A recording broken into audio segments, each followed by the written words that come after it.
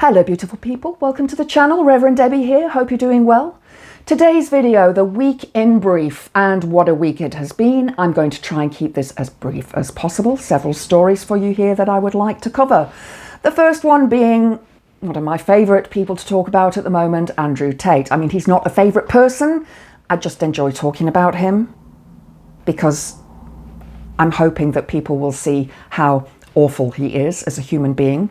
But once again, the court case in Romania has been postponed. There is a further hearing this coming Tuesday, the 19th. Apparently, the judge wanted further information from DICOT regarding a specific issue of the evidence that they have collected. This case could run on for years, but I will keep reporting on it and let you know what happens as I get that information through. But Tate wants to move to the US now because a rapist is in charge, and Tate is an alleged rapist. So, you know, birds of a feather and all of that. But he wants to move to the States, and that ain't happening anytime soon. Ha ha. Nick Fuentes, the famous Your Body, My Choice man, was doxxed by a lady called Marla Rose. She's a writer and the co-founder of a vegan lifestyle website. She went to knock on his door. Before she even knocked on his door, he opened the door, sprayed pepper spray in her face and pushed her down the steps. This lady is 5'1". That was assault.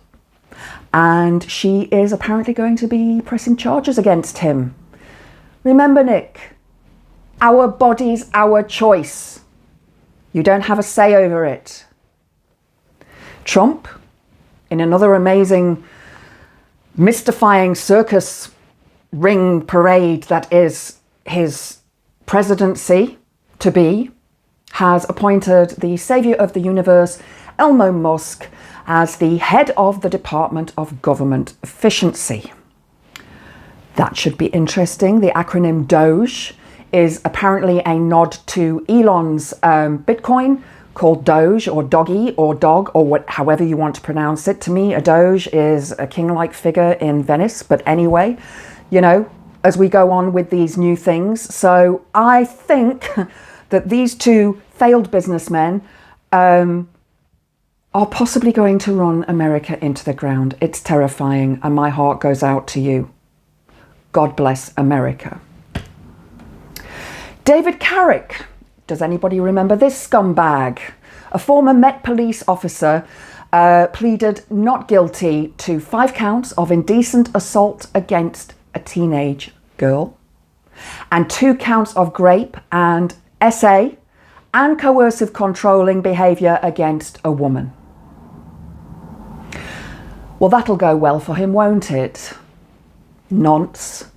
The Met Police is renowned for its misogyny and its corruption, and for the men being known to be women abusers of sorts.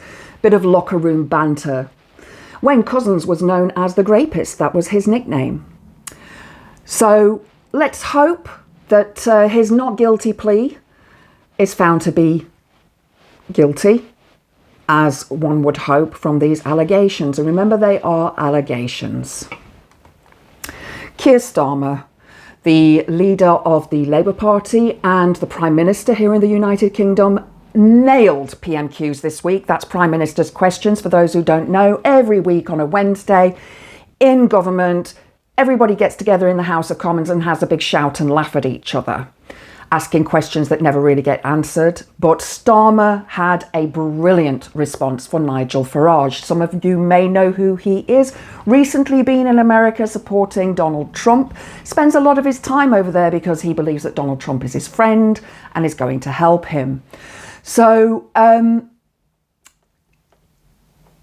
he asked the front bench members, or he asked the question in the Houses of Parliament, are we going to keep close ties with Donald Trump, and are some of the front bench members going to make amends with Donald Trump about some of the things they've said about him?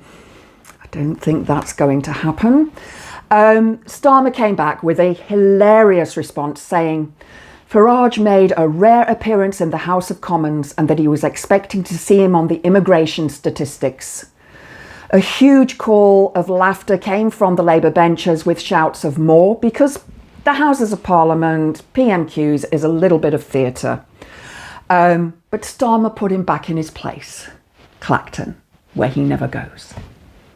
Then, King Charles, this week, was his birthday, and on his birthday he opened 2 food distribution hubs in Liverpool, one of the most deprived areas of the United Kingdom. These 2 distribution centres will be supplying food to food banks. King Charles is worth, personal wealth, £1.8 billion. That's pounds, not dollars. If he gave that 0.8 to the poor people of the country, there would be no poverty. So this wouldn't be necessary. The irony here is just astounding.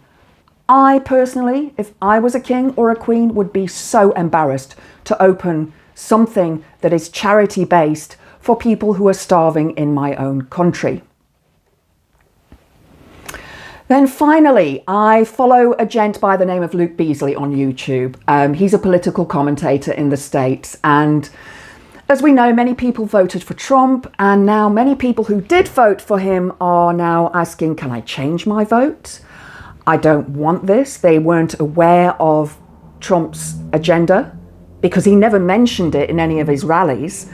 They weren't aware that this was going to take away their medical care and their freedom to stay in the United States. Many people are afraid of being thrown out of the country. And he was interviewing a lady called Isabella Moody. She's a right-wing influencer in the States, and she actually said the dumbest things. She really did.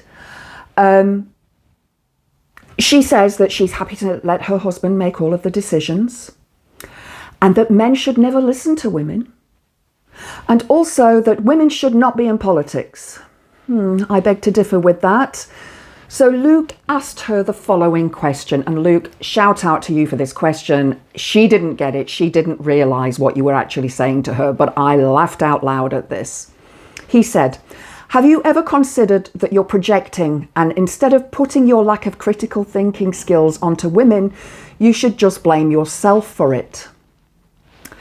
She thinks women are too emotional and that the statistics perpetuate this. Yes? Not? So there we go. The week in brief.